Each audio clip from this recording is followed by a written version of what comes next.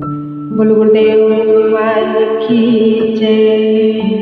प्यारे कृष्ण कन्हैया लाल की जय। श्री अग्नि पुराण अध्याय 81 समय दीक्षा विधान। भगवान महेश्वर ने कहा कि हे स्कंद, अधुना मैं भोग और मोक्ष की सिद्धि के लिए दीक्षा की विधि बतलाने जा रहा हूँ, जो समस्त पापों का विनाश करने वाली है तथा जिसके द्वारा मल और माया आदि पाशों का निवारण किया जाता है, जिससे शिष्य में ज्ञान की उत्पत्ति कराई जाती है। उसका नाम दीक्षा है। वह भोग और मोक्ष संप्रदान करने वाली है। पशु शुद्ध विद्या द्वारा अनुग्राह्या कहा गया है। वह 3 तरह का होता है, पहला विज्ञान कल, दूसरा प्रलयाकल तथा तीसरा सकल। उनमें से प्रथम अर्थात विज्ञान कल पशु केवल मल रूप पाश से युक्त होता है। दूसरा अर्थात प्रलयाकल पशु मल और कर्म इन 2 पाशों से आवर्त होता है तथा तीसरा अर्थात सकल पशु कला आदि से लेकर भूमि पर्यंत सारे तत्व समूहों से बंधा होता है, अर्थात वह मल माया तथा कर्म त्रिविध पाशों से बंधा हुआ बतलाया गया है। इन पाशों से मुक्त होने के लिए जीव को आचार्य से मंत्राराधन की दीक्षा लेनी चाहिए होती है। वह दीक्षा 2 तरह की मानी गई है, एक निराधारा और दूसरी साधारा। उपरोक्त 3 पशुओं में से विज्ञानाकल और प्रलयाकल इन 2 पशुओं के लिए निराधारा दीक्षा बतलाई गई है और सकल पशु के लिए साधारा। आचार्य की अपेक्षा न रखकर शंभु द्वारा ही तीव्र शक्तिपात करके जो दीक्षा दी जाती है वह निराधारा कही गई है। आचार्य के शरीर में स्थित होकर देवाधिदेव भगवान श्री शिव शंकर अपनी मंदा तीव्रा आदि भेद वाली शक्ति से जिस दीक्षा का निष्पादन करते हैं वह साधारा कहलाती है। यह साधारा दीक्षा सबीजा, निर्बीजा, साधिकारा और अनधिकारा इन भेदों के द्वारा जिस तरह 4 तरह की हो जाती है वह बतलाया जाता है। सक्षम पुरुषों को जो समयाचार से युक्त दीक्षा दी जाती है उसको सबीजा कहते हैं और असमर्थ पुरुषों को दी जाने वाली समयाचार शून्य दीक्षा निर्बीजा कही गई है। जिस दीक्षा से साधक और आचार्य को नित्य नैमित्तिक एवं काम्य कर्मों में अधिकार प्राप्त होता है वह साधिकारा दीक्षा है। निर्बीजा दीक्षा में दीक्षित होने वाले लोगों को तथा समयाचार की दीक्षा लेने वाले सामान्य शिष्य एवं पुत्र संज्ञक शिष्य विशेष को नित्य कर्म मार्ग के अधिकारी होने के कारण जो दीक्षा दी जाती है वह निरधिकारा दीक्षा कहलाती है। साधारा और निराधारा भेद से 2 दीक्षा के 2 भेद कहे गए हैं। उनमें से प्रत्येक के निम्नांकित 2 रूप या भेद होते हैं। एक तो क्रियावृत्ति कही गई है जिसमें कर्मकांड की विधि से कुंड और मंडल की स्थापना एवं पूजा की जाती है। दूसरी ज्ञानवृत्ति दीक्षा है जो बाह्य सामग्री से नहीं मानसिक व्यापार मात्र से साध्य है। इस तरह अधिकार प्राप्त आचार्य द्वारा दीक्षा कर्म का निष्पादन होता है। हे स्कंद, गुरु को नित्य कर्म का विधिवत अनुष्ठान करके शिष्य को दीक्षा कर्म संपन्न करना चाहिए। प्रणव के जप पूर्वक गुरु को अपने कर कमल में अर्घ्य जल लेकर द्वारपालों का पूजन करना चाहिए। फिर विघ्नों का निवारण करने के अनंतर द्वार देहली पर अस्त्र न्यास करके अपने आसन पर बैठे शास्त्रोक्त विधि से दूध शुद्धि एवं अंतर्याग करना चाहिए। तिल, चावल, सरसों, पुष्प, दूर्वा, जौ, दूध और जल इन सभी को एकत्र करके विशेष अर्घ्य बनाए उसके जल से समस्त द्रव्यों की शुद्धि करनी चाहिए। फिर तिलक संबंधी अपने संप्रदाय के मंत्र से भाग देश में तिलक लगाएं। फिर पूर्वत पूजन मंत्र शोधन तथा पंचगव्य प्राशन आदि कार्य करना चाहिए। क्रमशः लावा, चंदन, सरसों, भस्म, दूर्वा, अक्षत, पुष्प और अंत में पुनः शुद्ध लावा ये सभी विकिर अर्थात बिखेरने योग्य द्रव्य कहे गए हैं। इन सभी वस्तुओं को एकत्र करके 7 बार अस्त्र मंत्र से अभिमंत्रित करना चाहिए। अस्त्र मंत्र द्वारा अभिमंत्रित जल से इनका प्रोक्षण करके फिर कवच मंत्र से अवगुंठन करके भावना करनी चाहिए कि ये विघ्न समूह का निवारण करने वाले विविध तरह के अस्त्र शस्त्र हैं। तत्पश्चात प्रादेश मात्र लंबे कुश के 36 तलों से वेणी रूप बोध में श्रेष्ठतम खड़ग बनाकर उसको 7 बार जपते हुए शिव मंत्र से अभिमंत्रित करना चाहिए।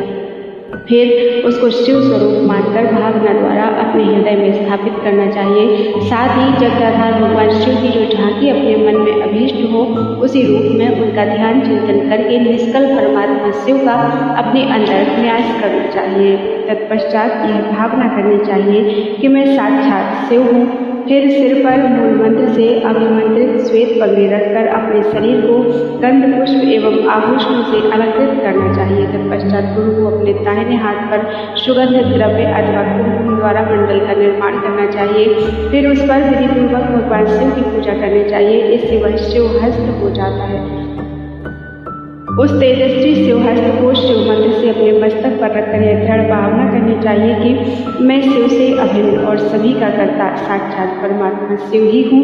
जिस समय गुरु ऐसी भावना कर ले तत्पश्चात वही यज्ञ मंडल में कर्म का साक्षी, कलश में यज्ञ का रक्षक, अग्नि में हवन का अधिष्ठान, शिष्य में उसके अज्ञान में पास का उच्छेद करने वाला तथा अंतरात्मा में अनुग्रहीता, इन 5 आकारों में अभिव्यक्त ईश्वर रूप हो जाता है। गुरु इस भाव को अत्यंत दृढ़तर कर ले कि वह परमेश्वर मैं ही हूँ। तत्पश्चात ज्ञान रूपी खड्ग हाथ में लिए उनको यज्ञ मंडल के नैऋत्य कोण वाले भाग में उत्तराभिमुख स्थित होकर अर्घ्य जल और पंचगव्य से उस मंडप का प्रोक्षण करना चाहिए। ईक्षण आदि चतुष्पथांत संस्कारों द्वारा उसका संस्कार करना चाहिए। फिर यज्ञ मंडप में बिखेरने योग्य उपरोक्त वस्तुओं को बिखेर कर उसकी पूंजी से उन सभी को बटोर लें और उनको ईशान कोण में स्थापित वर्धनी में आसन के लिए रख देना चाहिए। नैऋत्य कोण में वास्तु देवताओं का और पश्चिम द्वार पर श्री लक्ष्मी जी का पूजन करना चाहिए। साथ ही यह भावना करनी चाहिए कि वे मंडप रूपिणी श्री लक्ष्मी देवी रत्नों के भंडार से यज्ञ मंडप को परिपूर्ण कर रही हैं।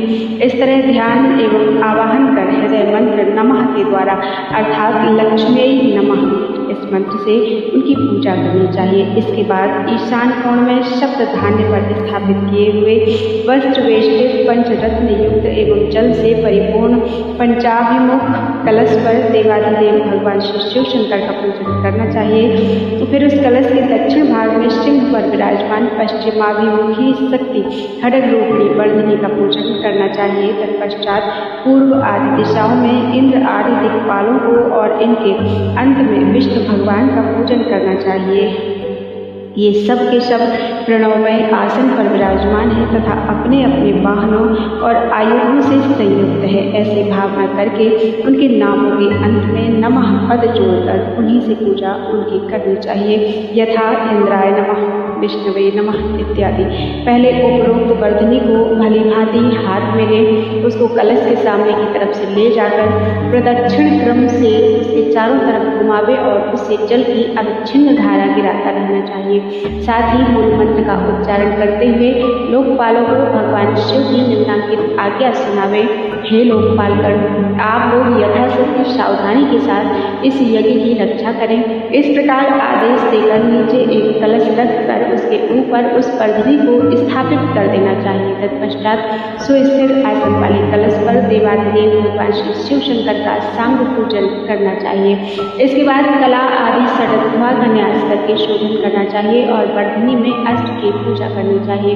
पूजा के मंत्र इस तरह हैं: ओम हः अस्त्रासनाय हुं फट् नमः, ओम अस्त्रमूर्तये हुं फट् नमः, ओम फट् पाशुपतास्त्राय नमः, ओम हृदयाय हुं फट् नमः, ओम श्रीं शिरसे हुं फट् नमः, ओम यम शिखायै हुं फट् नमः, ओम शुं कवचाय हुं फट् नमः, ओम फट् अस्त्राय हुं फट् नमः। इसके बाद पाशुपतास्त्र के स्वरूप का इस तरह चिंतन करना चाहिए। उनके 4 मुख हैं, प्रत्येक मुख में दाढ़ें हैं, उनके हाथों में शक्ति, मुक्तर, खड्ग और त्रिशूल है तथा उनकी प्रभा करोड़ों सूर्यों के समान है। इस तरह ध्यान करके लिंग मुद्रा के प्रदर्शन द्वारा पगलिंग का समायोग करना चाहिए। हृदय मंत्र नमः का उच्चारण करते हुए अंगुष्ठ से कलश का स्पर्श करना चाहिए और मुट्ठी से खड्ग रूपिणी वर्धनी का भोग और मोक्ष की सिद्धि के लिए पहले मुट्ठी से वर्धनी का ही स्पर्श करना चाहिए। फिर कलश के मुख्य भाग की रक्षा के लिए उस पर उपरोक्त ज्ञान खड्ग समर्पित करना चाहिए। साथ ही मूल मंत्र का 108 बार जप करके वह जप भी कलश को निवेदन कर देना चाहिए। उसके दशमांश का जप करके वर्धनी में उसका समर्पित करना चाहिए। उसके बाद भगवान से रक्षा के लिए याचना करनी चाहिए। संपूर्ण यज्ञ को धारण करने वाले भगवान जगन्नाथ बड़े यत्न से इस यज्ञ मंदिर का निर्माण किया गया है। कृपया आप इसकी रक्षा करें। इसके बाद वायव्य कोण में प्रणवमय आसन पर विराजमान 4 ध्वजाधारी गणेश जी का पूजन करना चाहिए। तत्पश्चात वेदी पर शिव का पूजन करके अर्घ्य हाथ में लिए साधक यज्ञ कुंड के पास जाएं। वहां बैठकर मंत्र देवता की तृप्ति के लिए बाएं भाग में अर्घ्य, गंध और घृत आदि को तथा दाहिने भाग में शमिधा, कुशा एवं तिल आदि को रखकर कुंड, अग्नि, श्रुभ तथा घृत आदि का पूर्ववत संस्कार करके हृदय में ऊर्ध्वमुख अग्नि की प्रधानता का चिंतन करना चाहिए तथा अग्नि में भगवान शिव का पूजन करना चाहिए। फिर गुरु अपने शरीर में, शिव कलश में, मंडल में, अग्नि और शिष्य की देह में सृष्टि न्यास की विधि से न्यास कर्म का निष्पादन करके अथवा विधि पूर्वक शोधन करने के पश्चात कुंड की लंबाई चौड़ाई का चिंतन करके अग्नि जिह्वाओं के नाम के मंत्र के अंत में नमः एवं स्वाहा बोलकर अभीष्ट वस्तु की आहुतियां देते हुए श्री अग्निदेव को तृप्त करना चाहिए। अग्नि की 7 जिह्वाओं के 7 बीज हैं। हवन के लिए उनका परिचय दिया जाता है। रेपहीन अंतिम 2 वर्णों के सभी अर्थात 7 अक्षर यदि रकार और छठे स्वर ऊपर आरूढ़ हों और उनके भी ऊपर चंद्रबिंदु रूप शिखा हो तो वे ही अग्नि की 7 जिह्वाओं के क्रमशः 7 बीज मंत्र हैं। यथा यरुं, लड़ूं, ग्रूं, स्रूं, सरूं, स्रूं, ह्रूं। अग्नि की 7 जिह्वाओं के नाम इस तरह हैं: हिरण्या, कनका, रक्ता, कृष्णा, सुप्रभा, अतिरक्ता तथा बहुरूपा। ईशान, पूर्व अग्नि, नैऋत्य, पश्चिम, वायव्य तथा मध्य दिशा में क्रमशः इनके मुख हैं, अर्थात एक त्रिभुज के ऊपर दूसरा त्रिभुज बनाने से जो 6 कोण बनते हैं वे क्रमशः ईशान, पूर्व, अग्नि, नैऋत्य, पश्चिम तथा वायव्य कोण में स्थित होते हैं। अग्नि की हिरण्या आदि 6 जिह्वाओं को इन्हीं 6 कोणों में स्थापित करना चाहिए तथा अंतिम जिह्वा बहुरूपा को मध्य में सांत्विक एवं पौष्टिक कर्म में खीर आदि मधुर पदार्थों द्वारा हवन करना चाहिए, परंतु अभिचार कर्म में सरसों की खली, सत्तू, जौ की कांजी, नमक, राई, मट्ठा, कड़वा तेल, कांटे तथा टेढ़ी मेढ़ी समिधाओं द्वारा क्रोधपूर्वक भस्याणु अर्थात भाष्य मंत्र से हवन करना चाहिए। कदम्बक कलिकाओं द्वारा हवन करने से निश्चय ही यक्षी सिद्ध हो जाती है। वशीकरण और आकर्षण की सिद्धि के लिए बंदूक अर्थात दोपहरिया और पाश के फूलों का हवन करना चाहिए। राज्य लाभ के लिए बिल्व फल का और श्री लक्ष्मी की प्राप्ति के लिए पाटल अर्थात पाडल एवं चंपा के फूलों का हवन करना चाहिए।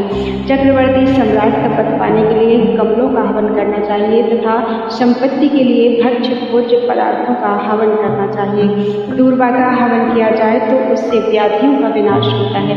समस्त जीवों को भस्म करने के लिए विद्वान पुरुष को प्रियंगु तथा कदली के पुष्पों का हवन करना चाहिए। आम के पत्ते का हवन ज्वर का नाशक होता है। मृत्युंजय देवता या मंत्र का उपासक मृत्यु विजयी होता है। तिल का हवन करने से अभ्युदय की प्राप्ति हो जाती है। रुद्र शांति समस्त दोषों की शांति करने वाली होती है। वे अधुना प्रस्तुत प्रसंग को पुनः प्रारंभ करते हैं। 108 आहुतियों से मूल का और उसके दशांश आहुतियों से अंगों का तर्पण करना चाहिए। यह हवन अथवा तर्पण मूल मंत्र से ही करना चाहिए। फिर पूर्ववत पूर्णाहुति देनी चाहिए। शिष्यों का दीक्षा में प्रवेश कराने के लिए प्रत्येक शिष्य के निमित्त मूल मंत्र का 100 बार जप करना चाहिए। साथ ही दुर्निमित्तों का निवारण तथा शुभ निमित्तों की सिद्धि के लिए मूल मंत्र से पूर्ववत 200 आहुतियाँ देनी चाहिए। पहले बताए हुए जो अष्ट संबंधी 8 मंत्र हैं उनके आदि में मूल और अंत में स्वाहा जोड़कर पाठ करते हुए एक तर्पण करना चाहिए। मूल मंत्र में जो बीज हों उनको शिखा से संपुटित करके अंत में होम फट जोड़कर जप करना चाहिए तो उससे मंत्र का दीपन होता है। ओम ओम शिवाय स्वाहा इत्यादि मंत्रों से तर्पण किया जाता है। इसी तरह ओम ओम शिवाय ओम फट इत्यादि दीपन मंत्र है। तत्पश्चात शिव मंत्र से अभिमंत्रित जल से धोई हुई पटलोई को कवच मंत्र से अवगुंठित करके उसमें रोली चंदन आदि लगा देना चाहिए। फिर उसके गले में ओम फट मंत्र से अभिमंत्रित श्रेष्ठतम कुश और सूत्र बांध देना चाहिए। इससे चरु की सिद्धि होती है। फिर धर्म आदि 4 पायों से युक्त चौकी आदि का आसन देकर उसके ऊपर बने हुए अर्धचंद्राकार मंडल में उस पटलोई को रखें तथा उसको आराध्य देवता की मूर्ति मानकर उसके ऊपर भावात्मक पुष्पों से भगवान शिव का पूजन करना चाहिए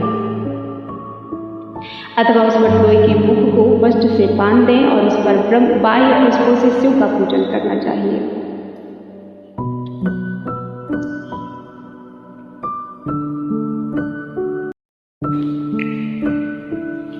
इसके बाद पश्चिमाभिमुख रखे हुए चूल्हे को देखभाल कर शुद्ध करके उसमें अहंकार बीज का न्यास करना चाहिए। तत्पश्चात उसको कुंड के दक्षिण भाग में रखें और यह भावना करनी चाहिए कि इस चूल्हे का शरीर धर्म अधर्ममय है। फिर उसकी शुद्धि के लिए उसके स्पर्श पूर्वक अष्ट मंत्र का जप करना चाहिए। इसके बाद अष्ट मंत्र हट के जप से अभिमंत्रित गाय के घी से मार्जित हुई उस पटलोई को चूल्हे पर चढ़ावें। उसमें अष्ट मंत्र से शुद्ध किए हुए गोलुक को 100 बार प्राचार मंत्र होम से अभिमंत्रित करके डालना चाहिए। फिर उस दूध में सांवा आदि के चावल छोड़ें। उसकी मात्रा इस तरह है: एक शिष्य की दीक्षा विधि के लिए 5 पसेर चावल डालें और 2-3 आदि जितने शिष्य बढ़े उन सभी के लिए क्रमशः 1-1 पसर चावल बढ़ाता जाए। फिर अष्ट मंत्र से आग जलावे एवं कवच मंत्र होम से पटलोई को ढक देना चाहिए। साधक पूर्वाभिमुख होकर कथित शिवाग्नि में मूल मंत्र के उच्चारण पूर्वक चरु को पकावे।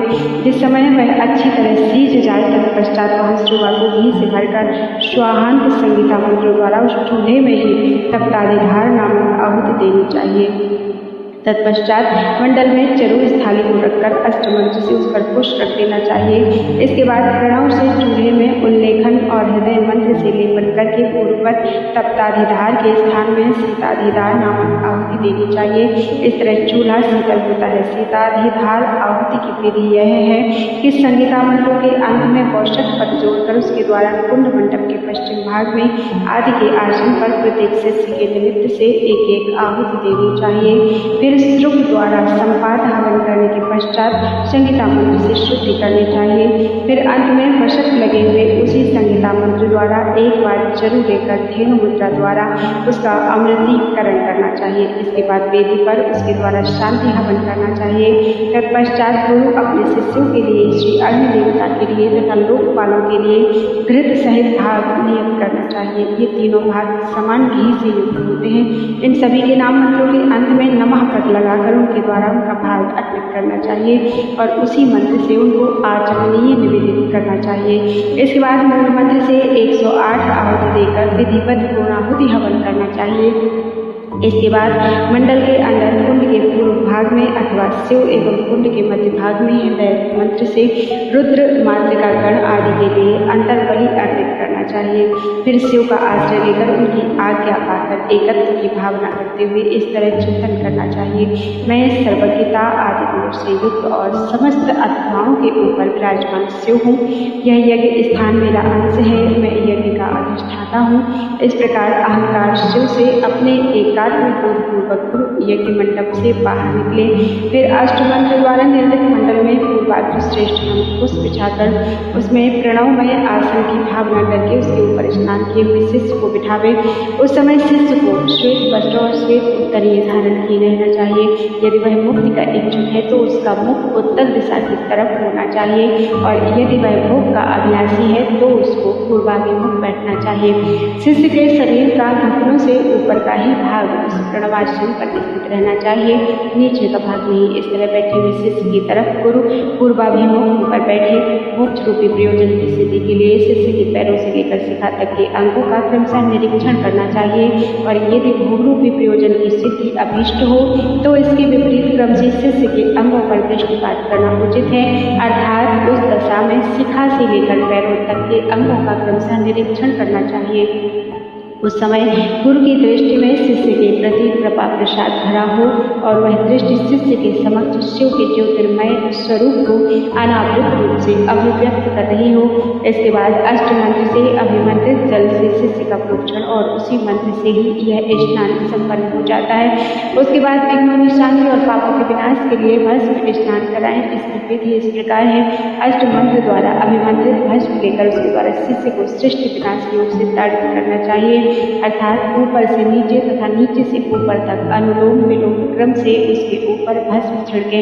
फिर सकलीकरण के लिए पूर्ववत अष्ट जल से शिष्य का प्रोक्षण करके उसकी नाभि से ऊपर के भाग में अष्ट मंत्र का उच्चारण करते हुए कुशाग्र से मार्जन करना चाहिए और हृदय मंत्र का उच्चारण करके पापों के विनाश के लिए उपरोक्त कुशों के मूल भाग से नाभि के नीचे के अंगों का स्पर्श करना चाहिए। साथ ही समस्त पाशों को दो टूक करने के लिए पुनः अष्टमंत्र से उन्हीं कोषों द्वारा यथोक्त रूप से मार्जन एवं स्पर्श करना चाहिए। तत्पश्चात शिष्य के शरीर में आसन सहित सांग शिव का न्यास करना चाहिए।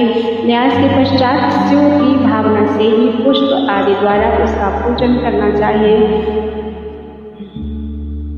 इसके बाद नेत्र मंत्र, वौषट अथवा हृदय मंत्र नमः से शिष्य के दोनों नेत्रों में श्वेत गोदार एवं अभिमंत्रित वस्त्र से पट्टी बांध दें और प्रदक्षिण क्रम से उसको शिव के दक्षिण पार्श्व में ले जाएं। वहाँ षड्ढव अर्थात छहों अथवाओं से ऊपर उठा हुआ अथवा उन छहों से उत्पन्न आसन देकर यथोचित विधि से शिष्य को उस पर बिठावें। संघार मुद्रा द्वारा शिव मूर्ति से एकीभूत अपनी आँख को उसके हृदय कमल में अवरुद्ध करके उसका काय शोधन करना चाहिए।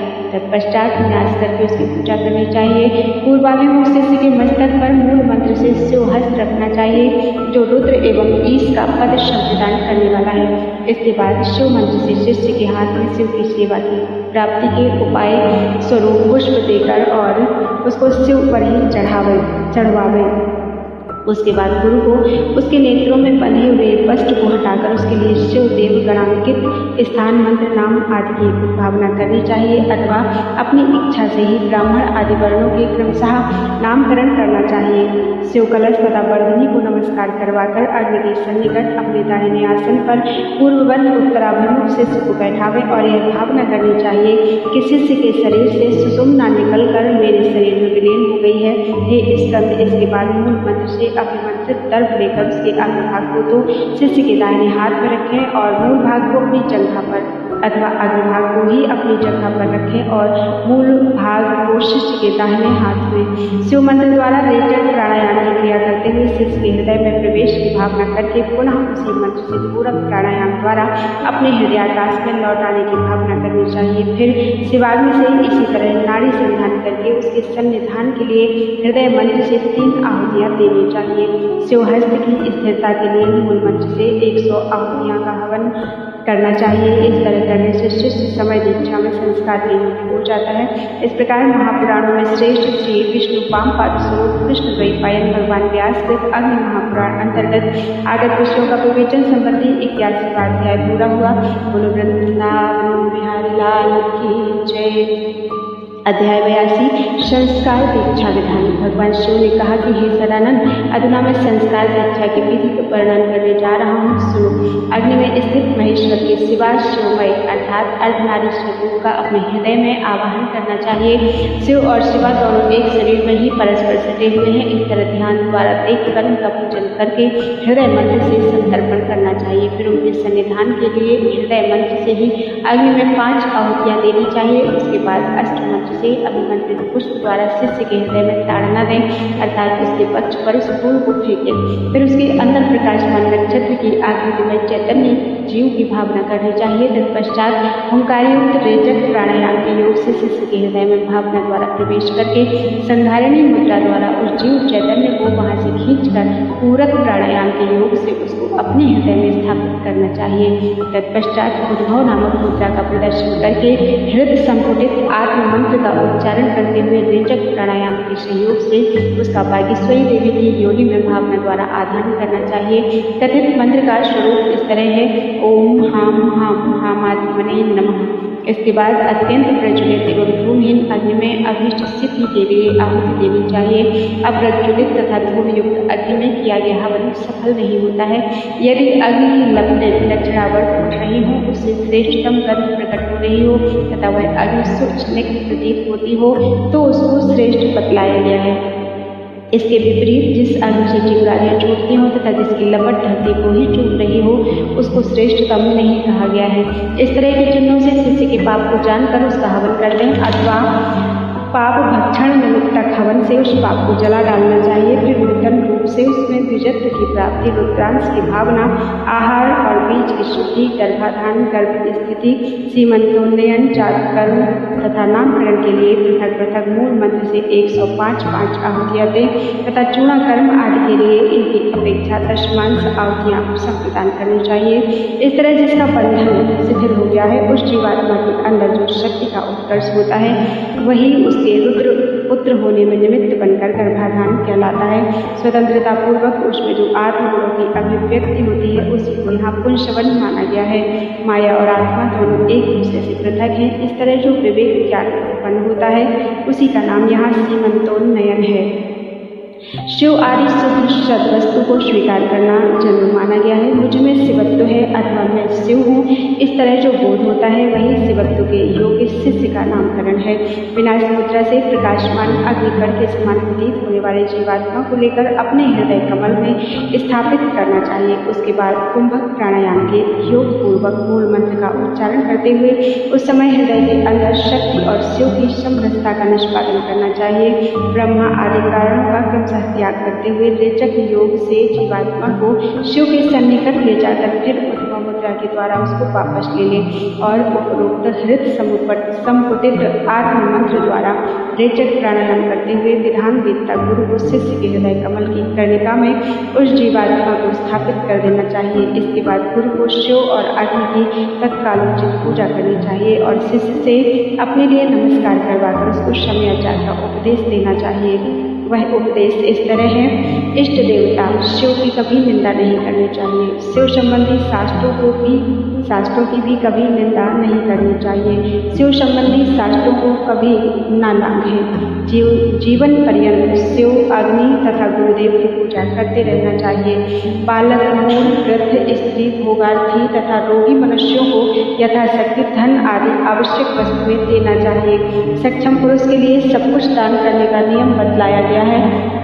व्रत के अंगभूत जटा, भस्म, कौपीन एवं संयम पोषक अन्य वस्तुओं को ईशान आदि नामों से अथवा उनके आदि में नमः लगाकर उन नाम मंत्रों से क्रमशः अभिमंत्रित करके स्वाहांत संगीता मंत्रों का पाठ करते हुए उनको पात्रों में रखें और पूर्ववत संपादाभिहत अर्थात